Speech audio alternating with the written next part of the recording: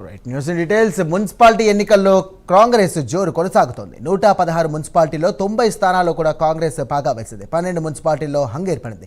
మొత్తం కార్పొరేషన్ డివిజన్లు 283 కాగా కాంగ్రెస్ 151, అలాగే బీఆర్ఎస్ 40, బీజేపీ 43 స్థానాల్లో ముందంజలో ఉంది. మున్సిపాలిటీ ఎన్నికల్లో భాగంగా కాంగ్రెస్ జోరు కొనసాగుతోంది. 116 మున్సిపాలిటీల్లో 90 స్థానాల్లో కాంగ్రెస్ పాగా వేసింది. 12 మున్సిపాలిటీలలో హంగ్ ఏర్పడింది. మొత్తం కార్పొరేషన్ డివిజన్లు 283 కాగా కాంగ్రెస్ 151, బీఆర్ఎస్ 40, అలాగే బీజేపీ 43 స్థానాల్లో ముంజంజలో ఉంది. మొత్తం 2521 మున్సిపాలిటీల వార్డుల్లో కాంగ్రెస్ 1309, అలాగే బీఆర్ఎస్ 690, బీజేపీ 234, ఇతరులు 232 కైవసం చేసుకున్నారు. మొత్తం 7 కార్పొరేషన్లలో కాంగ్రెస్ 5, బీజేపీ 1, ఇతరులు 1 స్థానంలో ముందున్నారు.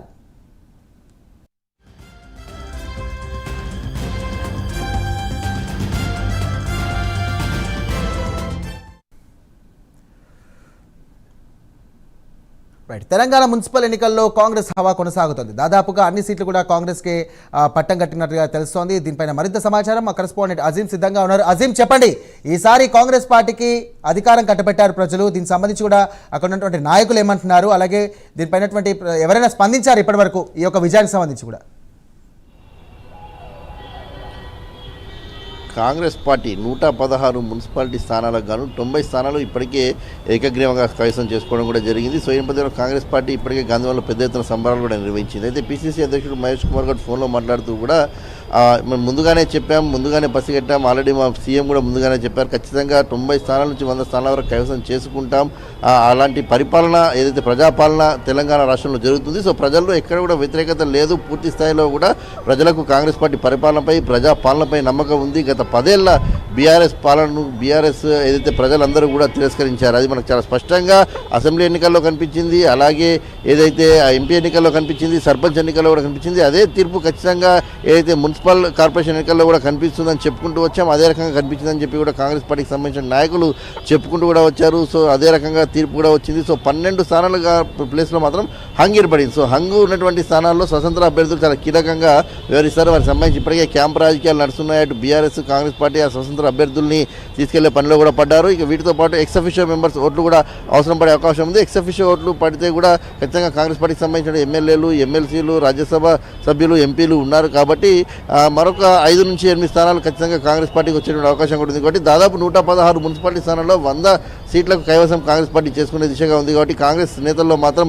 పెద్ద ఎత్తున జోష్ నింపుకున్నారు, పెద్ద ఎత్తున సంబరాలు చేసుకుంటున్నారు. కాంగ్రెస్ పార్టీ ప్రజల్లో పట్న కాంగ్రెస్లు ముఖ్యంగా కూడా ఇవంతా కూడా పార్టీ సింబల్పై జరిగేటువంటి ఎన్నికలు, సర్పంచ్ ఎన్నికలు ఏదైతే వ్యక్తిగతంగా జరిగేటువంటి ఎన్నికలు, కానీ మున్సిపాలిటీ ఎన్నికలు, కార్పొరేషన్ ఎన్నికలు కూడా పార్టీ సింబల్పై జరిగే ఎన్నికలు. అది కూడా ఏదైతే అర్బన్ ఓటర్స్ వేస్తున్నటువంటి ఓట్లు కాబట్టి ఖచ్చితంగా ప్రజల్లో వ్యతిరేకత ఉంది, వ్యతిరేకత వస్తుంది. సో బీఆర్ఎస్, బీజేపీ ఎక్కువ స్థానాలు గెలుస్తుందని చెప్పి కూడా ఏదో ఒక ప్రచారం జరిగింది. కానీ అటు సీఎం రేవంత్ రెడ్డి మాట్లాడుతూ కావచ్చు, పీసీసీ అధ్యక్షుడు మహేష్ కుమార్ గారు మాట్లాడుతూ కూడా పదే మేము సర్వే చేయించాము, కాంగ్రెస్ పరిపాలనపై ఎక్కడా కూడా వ్యతిరేకత లేదు, ప్రజలు పూర్తిగా సంతృప్తిగా ఉన్నారు, మహిళలకు ఉచిత బస్సు ఇస్తున్నాము, 200 యూనిట్ల వరకు ఉచిత కరెంటు ఇచ్చాము, ఇలాంటి అనేక సంక్షేమ పథకాలు ఉన్నాయి, రేషన్ కార్డులు ఇచ్చాము, అదే సన్నబియ్య పథకం అమలు చేస్తున్నాము, ఇలా ఎన్నో పథకాలను కూడా మేము ప్రజాపాలనలో అందించాము. సో ఈ నేపథ్యంలో ఖచ్చితంగా కాంగ్రెస్పై పూర్తి స్థాయిలో కూడా ప్రజలు పాజిటివ్గా ఉన్నారని చెప్పుకుంటారు. అదే రకంగా కూడా మనకు కనిపించింది. మనం చూసినట్టయితే ఓవరాల్గా కూడా 2581 వార్డులకు గాను కాంగ్రెస్ పార్టీ సుమారు 1300కు పైగా వార్డులను గెలుచుకుంది. అటు బీఆర్ఎస్ 694, అంటే దాదాపు పార్టీ గుర్తుతో గెలుపొందినటువంటి యొక్క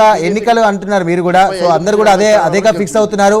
సో ఈ యొక్క ఎన్నికల ద్వారా కాంగ్రెస్ పార్టీ మరింత బలపడి ముందుకెళ్లే అవకాశం మనకు కనిపిస్తుంది. ఎందుకంటే దాదాపుగా 2.5 సంవత్సరాల పీరియడ్ అయిపోయింది. సో ఇంకా కాస్త 2 సంవత్సరాలు ఉంది. ఇది ఏ విధంగా ప్రభావం చూపే అవకాశం ఉంది రాబోయే రాజకీయాలకు సంబంధించి కూడా?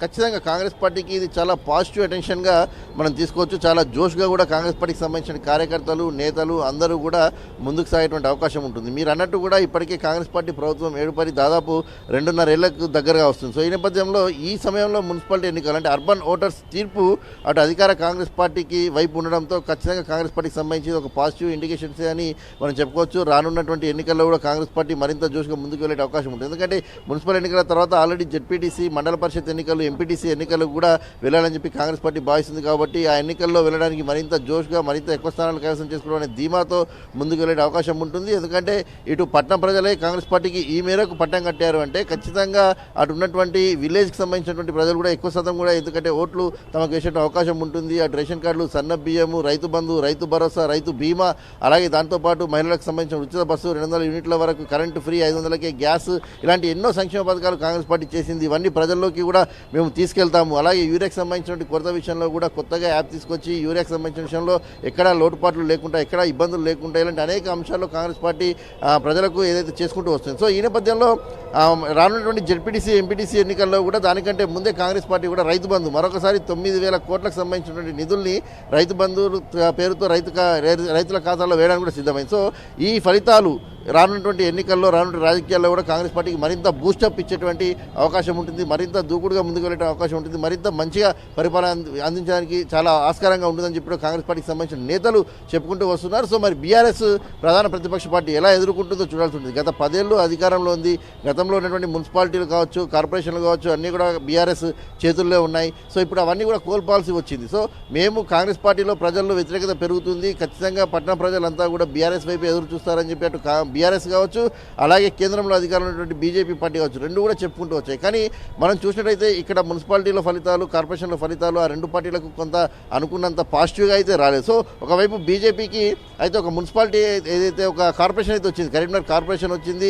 అలాగే మనం చూసుకున్నట్టయితే కార్పొరేషన్లో కూడా డివిజన్లు వారీగా కూడా లెక్కేసుకుంటే బీఆర్ఎస్ కంటే కూడా బీజేపీకి 50 డివిజన్లు వచ్చాయి. సో బీఆర్ఎస్కి కేవలం 30 డివిజన్లు మాత్రమే వచ్చాయి. సో బీజేపీకి కూడా కొంత బూస్టప్గా ముందుకు వెళ్ళేటువంటి అవకాశం ఉంటుంది. సో కాంగ్రెస్ తర్వాత బీజేపీ కూడా కొంత దూకుడుగా అడుగులు వేసే అవకాశం ఉంటుంది. మరి బీఆర్ఎస్ ఎటువైపు అడుగులు వేస్తుందో చూడాల్సి ఉంటుంది. ఎందుకంటే మొత్తంగా కూడా 2,581 వంటి వార్డు స్థానాల్లో కూడా బీజేపీ దాదాపు 250 వరకు కూడా వార్డులను కూడా గెలుచుకుంది. కాబట్టి రాను బీజేపీ బలం పెరుగుతుంది. 8 మంది ఎమ్మెల్యేలు, ఎంపీలు, వార్డు మెంబర్లు, డివిజన్కి సంబంధించినటువంటి ఏదైతే డివిజన్ సభ్యులు వీళ్ళంతా కూడా బీజేపీకి పెరుగుతుంది. సో బీఆర్ఎస్కి ఉన్నటువంటి బలం తగ్గుతూ వస్తుంది. సో ఈ నేపథ్యంలో దాన్ని బీఆర్ఎస్ ఎలా మరి ముందుకు అడుగు వేయడానికి ముందుకు వెళ్తుందో చూస్తూ ఉండాలి. సో కాంగ్రెస్ పార్టీ మాత్రం ఖచ్చితంగా మరింత క్యాడర్లో బీఆర్ఎస్ పార్టీ ఎత్తుకు పై ఎత్తుగా చేసి కూడా కాంగ్రెస్ పార్టీ సంబంధించినటువంటి వైఫల్యాలు కూడా ప్రజల్లో తీసుకెళ్లడానికి చాలా మటుకు కూడా కృషి చేశారు. అయినప్పటికీ కూడా ప్రజలు అధికార పార్టీకే మొగ్గు చూపడం ఏ విధంగా చూడొచ్చు అంటారు? అంటే మనం చూసినా ఇంకా కాంగ్రెస్ ప్రభుత్వం ఏర్పడి 2.5 ఏళ్ళు అవుతుంది. 2.5 ఏళ్లలో ప్రజాపాలనలో కూడా కాంగ్రెస్ ప్రభుత్వం అనేక సంక్షేమ పథకాలు కూడా అమలు చేసుకుంటూ వస్తుంది. సో దీని నేపథ్యంలో అనేక సంబంధించిన అవినీతి కార్యక్రమాలను కూడా బయట పెట్టామని చెప్పి కాంగ్రెస్ పార్టీ చెప్పుకుంటూ వస్తుంది. అటు ఫోన్ ట్యాపింగ్ కావచ్చు, ఫార్ములా ఈ రేసింగ్ కావచ్చు, ధరణిలో జరిగినటువంటి అవకతవకలు కావచ్చు, ఇలాంటి అనేక విషయాలు కూడా బీఆర్ఎస్ ప్రజల నుంచి డబ్బులు దోచుకుంది. అలాగే ప్రజల నుంచి 8 లక్షల కోట్ల వరకు ఏదైతే రాష్ట్రంలో అప్పుభారం మోసింది.